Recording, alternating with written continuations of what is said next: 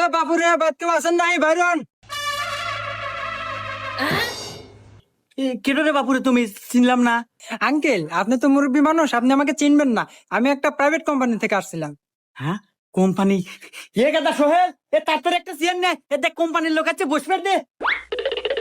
এ যা বসিয়া দিতে বসবে দে। স্যার বসেন।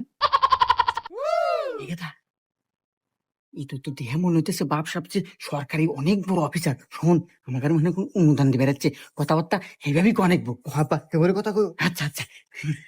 আচ্ছা আঙ্কেল, আপনার বাসায় ফ্যামিলি মেম্বার কয়জন?